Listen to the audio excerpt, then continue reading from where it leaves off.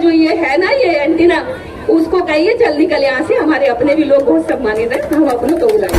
कचरा वाला आपका टीवी है, वैसा ही अंधविश्वास है, वैसे ही हाथ देख करके चारों दिशाओं को बताने वाला वो कचरे वाला है, उनसे बच के रहिए। कभी हमारे सिंगर, हमारे वक्ता, हमारे लीडर अभी तक जो भी बोल कर गए, मैं उन सबका आभार व्यक्त करती हूँ। रह जाती थी 80-80 वर्ष का 90-90 किलो का पुजारी आपकी बच्चियों के साथ उनका शोषण करता था, लेकिन मंदिर के पुजारी उनका शोषण करते थे। भारत का हिस्ट्री बता रही हूँ।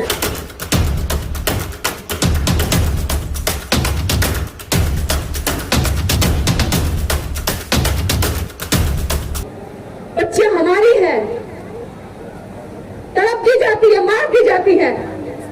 इसी भारत के अंदर, खासकर इन राज्यों में, गुजरात का एक मंदिर था जहाँ देवदासियां रखी जाती थी, आपको शायद ये पहचान भी नहीं होगी, जहाँ 9 साल की, 7 साल की, 12 साल की, 14 साल के बच्चों को देवदासी के रूप में रखा जाता था। वो किसकी होती थी? इसी बहुजन समाज की होती थी। सुंदर बच्चियां, भगवान के नाम पूजा कराई जाती थी और उस भगवान से शादी कराई जाती थी। देवता तो उनके साथ नहीं रहते थे, ना उनका उद्धार करते थे, लेकिन मंदिर के पुजारी उनका शोषण करते थे। भारत का हिस्ट्री बता रही हूँ, भारत की हिस्ट्री बता रही हूँ। मिस कैथरीन मियो मदर इंडिया एक बुक है जो भारत में बैन कर दी गई थी। अगर आप उसको पढ़ेंगे तो जानेंगे कि कितना खौफनाक मंजर हमारी बच्चियों के साथ भारत में गुजरा।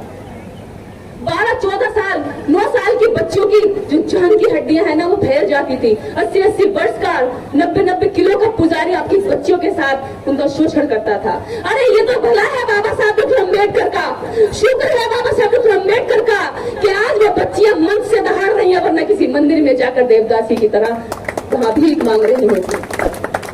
मैं शुक्रगुजार हूँ मेरे बाप अम्बेडकर की, इसलिए आभार व्यक्त करने के लिए अपने जीवन का जितना समय दे सकती हूँ अपनी ड्यूटी निभा रही हूँ। वो कर्म आपको भी करना है, वो अधिकार आपको भी मिले, निर्देश को नहीं मिले, या मंच में बैठे इन लोगों को ही नहीं मिले। ये ड्यूटी आप सबको भी निभानी है। जब हम अपने पिता की जमीन लेते हैं तो उसका कर्जा भी हमें ही चुकाना होता है, और हम तो वो कर्जदार हैं जो अभी भी अपने बाप के कर्ज में डूबे पड़े हैं। बाबा साहब डॉक्टर अम्बेडकर अपने 4-4 बच्चों की कुर्बानियां दिए, अपनी जवान पत्नी की कुर्बानी दिए, विदुर का दंश झेला, बीमारियां हुई, लेकिन चरित्र से नहीं गिरे। डॉक्टर अम्बेडकर इस भारत के अंदर जितने ज्ञानवान थे, इतना ही उनका समाज अज्ञानी रूप में जी रहा था। पर बाबा साहब डॉक्टर अम्बेडकर की जो ज्ञान, बाबा साहब डॉक्टर अम्बेडकर के नाम की जो ज्ञान का सूर्य हुआ, उसकी किरणें, उसकी जो धूप, उसकी जो प्रकाश हम पर जाना चाहिए था, वो देश की सरकारों ने रोक के रखा, हमारे खुद के नेताओं ने रोक के रखा। जो मंच के बड़े बड़े नेता होते हैं उन्होंने बाबा साहब को नहीं पढ़ा होता है। जो पार्टियां, राजनीतिक पॉलिटिकल पार्टियां चला रहे हैं, वो बाबा साहब को सही से न पढ़ते, न ब्रीफ करते, न बताते, क्योंकि उनको भी कभी कभी लगता है कि अरे इनको क्या जगाना, 5 साल में एक बार जाएंगे, इनको कहेंगे जी जय भीम वोट दे दो, दे देंगे ये लोग, या कोई और पार्टी वाला आके ले जाएगा। क्योंकि हम नेता भी चरित्रवान नहीं ढूंढते ना, हमें तो नेता भी चाहिए, चल दारू पिला दी यही नेता हो गया, लड्डू खिला दिया यही नेता हो गया। ऐसे नेताओं को हम लोग चुन लेते हैं। जब तक परिवार के मुखिया चरित्रवान, शीलवान नहीं होंगे, तब तक ये समाज शीलवान नहीं बनेगा, और जब तक समाज शीलवान नहीं बनेगा, तब तक हम नेताओं को अभी पहचान नहीं कर पाएंगे कि उसमें कौन कौन से शील उसके व्यवहार में है। मंच पर बोलने वाले व्यक्ति में कम से कम इतना तो हो कि उसके अंदर 5 शीलों की जगह कम से कम 4 शील तो कम से कम हो।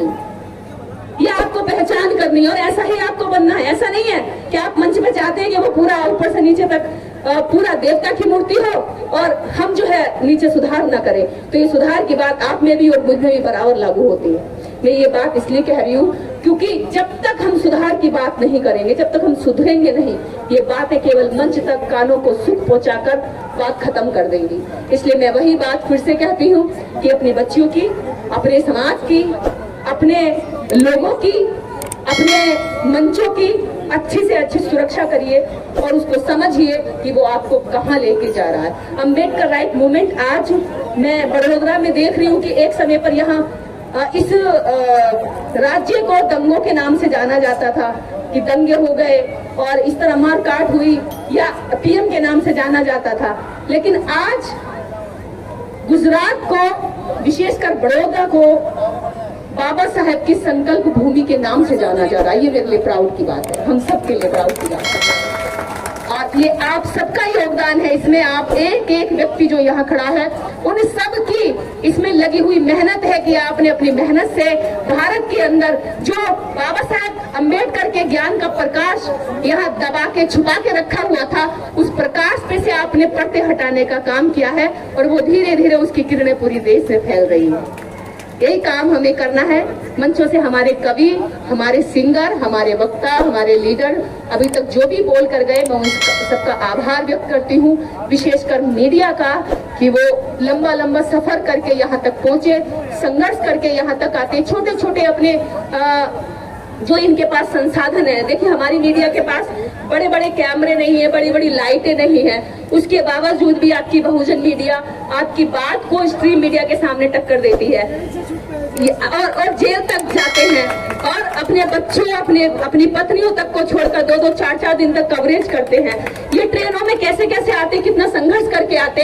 हमारे लिए आज हमारा मीडिया वो नहीं है जो टीवी में है। मुझे लगता है कि बहुजन लोग जो समझदार हो गए उन्होंने टीवी देखना भी बंद कर दिया, वो बहुजन मीडिया को चैनलों पर सुनते हैं, मोबाइल पर सुनते हैं।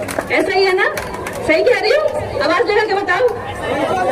हाँ, इनको देखिए, अगर आपको दिमाग में कचरा भरने से बचना है ना तो आप टीवी मत देखिए। मान लीजिए आपके घर में कोई कचरा फेंक रहा है तो आप क्या करेंगे?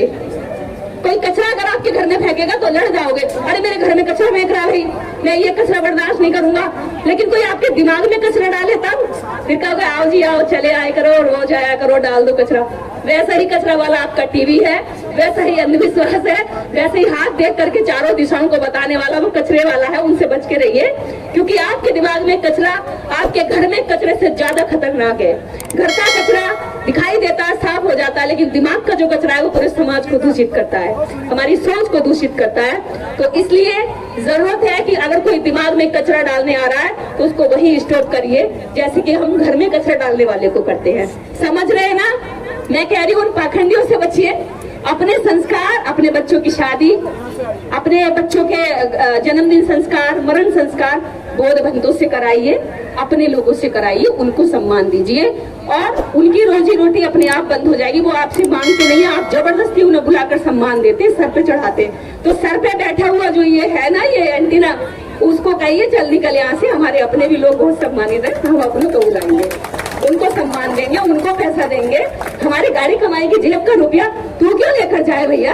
तो उसको कचरे वाले को रोकिए और जो वास्तव में आपका भला चाहता है, आपको ज्ञान देना चाहता है, ऐसे बौद्ध भक्तों को आप अपने घर में जगह दीजिए, अपने घर का भोजन दान दीजिए, अपने बच्चों को संस्कार डालिए।